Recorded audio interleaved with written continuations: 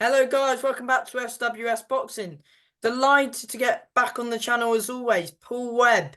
Pleasure getting him on. He works for BCB and yes, he's got a good show lined up this Saturday. And yeah, pleasure getting him on as always. How are you? Yeah, yeah, good, thank you. As I was just saying to you off air, there a bit of a sore throat, bit of a cold, but we battle through. We've got a busy weekend, a big show Saturday night, and also Ryan Kelly in action as well. So another big weekend for us. Yeah, 100%.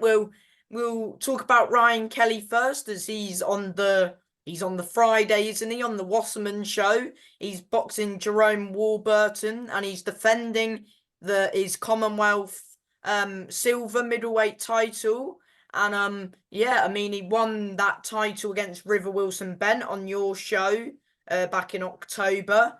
And he's fought once since against I think it was Lutic or something, and he beat him in a 6 round. Ended up being a bit of a war against that Lutic guy.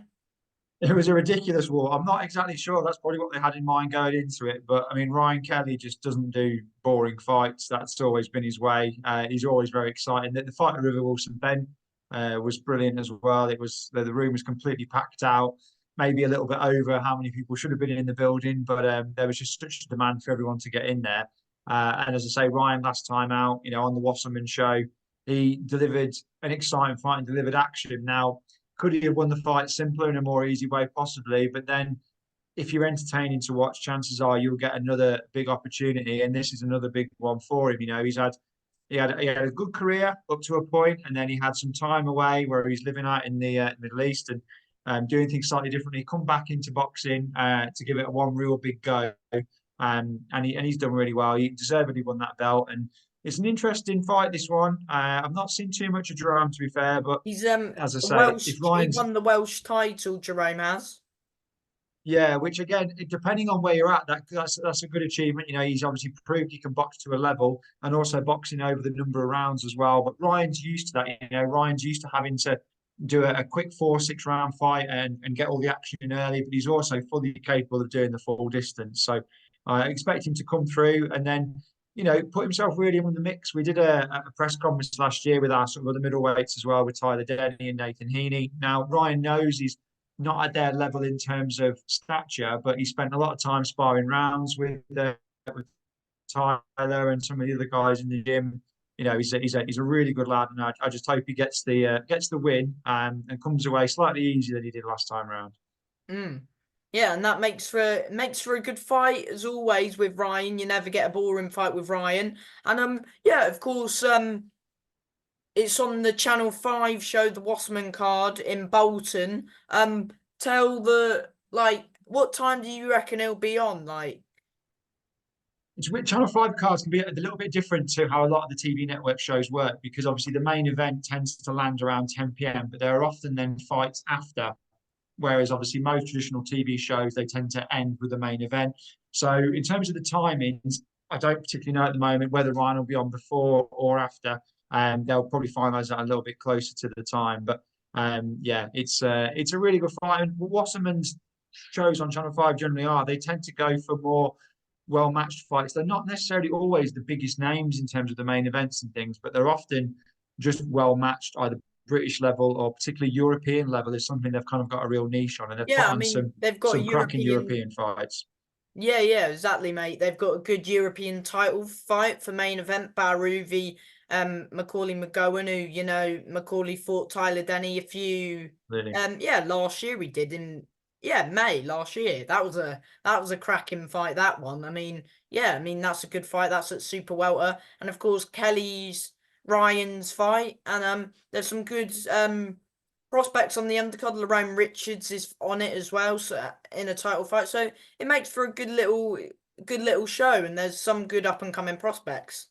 Yeah, definitely some good fights on there. Obviously, really like Macaulay McGowan. He put in a good performance against Tyler. I think naturally he's probably maybe suited more to the lower weight. I think due to his size, but Yeah. he gave him a good few rounds. And as I say, these are good shows. These obviously there's so much talk and focus in boxing on these big mega events, particularly out in Saudi or possibly later in the year at Wembley, and that's great. But we also need to have this consistent flow smaller televised shows, and just normal non-pay-per-view shows as well. So there's a big one coming up the following week in Birmingham with Tyler headlining, and these shows are kind of Oh, the lifeblood of against boxing, really. Cash. Yeah, just you know, actually, should we touch on that next week? Because you've got a show next week as well. We'll touch on his fight next week. Absolutely, yeah. Another 2 shows in 2 days next week. So yeah, we'll cover off that next time. Yes. Yeah, so moving on to your show you've got on it's on Saturday, isn't it? That's right, yeah. Yeah. Saturday night at the BCEC Centre in Birmingham. It Oh, was is it originally not at the scheduled. H Suite? No, so it was originally scheduled for the East Side Rooms, was the Oh, original sorry, wrong venue. thing. Yeah, originally at the East Side Rooms, which is a great venue, and we'll definitely be going back there again soon. There was a couple of issues with the venue that we had to switch, so we managed to keep it in the city centre. Actually, the show name was Second City Showdown. It's got a lot of Birmingham fighters on there. It had to really stay in the city, and the guys behind the scenes did amazing work to get another venue so quickly. So yeah, we've obviously been there many times before. The fight we talked about earlier, the Ryan Kelly fight, was at that same venue. So really, really good venue, and a good card. We've got a mixture of our own guys. We've also got Corey Gibbs on there as well. I know we'll run through the full card, but a mixture of good prospects, and one fight in particular I'm really looking forward to is Andrew Robinson's final homecoming fight in Birmingham as well. So that might be a bit of an emotional one for Andrew and his team, but yeah, another really good card upcoming. Yeah, exactly that, mate. And yeah, we'll run through the card as always. First up, you've got yeah, you sent me the running order, didn't you? Yes. First up, you've got Jay Griffins v Jordan Granham. That's four. Yeah, that's 4 rounds. And yeah, I think is it what Jay's third or fourth fight? Sick fight now, Jay. It's amazing, really. He only turned professional last July, You're so yeah, keeping he's him ranked. quite active, aren't you, you guys? Yeah, very much so. I mean, I put in the piece, I'd say he's one of the most active fighters in the Midlands, really, because he came into the game a little bit late. He had a couple of amateur fights, and he had 6 fights on the unlicensed circuit. And he's what I really like about Jay, or James, everyone calls him Jay, is that his willingness to learn. He spends a lot of time in the gym. Again, he's been getting some great sparring with the guys. And he was talking to me about the fact that some days you go into the gym, you don't know who you're going to get matched with, bigger guys, small guys, or as I say, the likes of Tyler and others. But he's learning. He's also not rushing himself. This would be his sixth, fourth rounder. He understands that that's where he is right now. He actually dropped a round in his last fight. It's the first time he dropped around since turning pro. And I like in a way that frustrated him a little bit because he felt like he shouldn't have dropped the round. He felt like he won all four, and I don't really disagree with that. And he's in with another very tough opponent in Jordan Granham. Obviously, Jordan, you'll have seen on many shows. Yeah. Very, very durable, good Seasoned mover. pro as well. He's Um, been around the game for a long time. yeah, long time. And you forget some of these times that they're not as many years sometimes you think, but Jordan has been there. And it's another good learning experience for Jay. I expect him to fight at least another 2 times this year. And then before that, aiming to step him up to 6 rounds, possibly later on this year. And as I say, he's only 28. So as much as he's turned over late, he's still got time on his side. And 100%. looking forward to seeing him out again. Yeah, yeah. And always Jordan gives a good test. It's been a while since you've had Granham on, isn't it? Yeah, it's a name. Some of these guys we see more frequently than others, or we go through a bit of a spate of seeing them quite often. And a lot of it is down to, as you said, to availability and whereabouts they are as well. Yeah, Some because they some fight most shows, weeks and it's hard. yeah, exactly. And a lot of shows are getting booked up. Fires are getting booked up more in advance than I think that they were previously. So I was looking at a couple of cards on BoxRec for July and August, and they're already got these likes of these sort of opponents already locked in. And sometimes ours work on slightly shorter until we know the number of rounds and those sort of details. But yeah, very good fighter, and it's good to have him back on the show. Yeah, exactly that, mate. Yeah, your second bout of the evening, you've got a good 6 round fight between Hamza Azim v Dale Arrowsmith. Yeah, now we all know about Dale. We've had it again. We've had him on the show recently. He's talked, and whenever I've spoke to him, he's such a good guy. He'll give anyone round. And he's in with a real test in Hamza. I quite like what I've seen with him. Again, he's had a patient build up. He's the number of fights he's coming, maybe not as thick and fast as he may want to. All these fighters want to be active, but he's certainly impressed when he's been in there. And again, he's been matched with some real horrible tough guys. Some guys that you just can't go out there and blow people away. But his support's fantastic.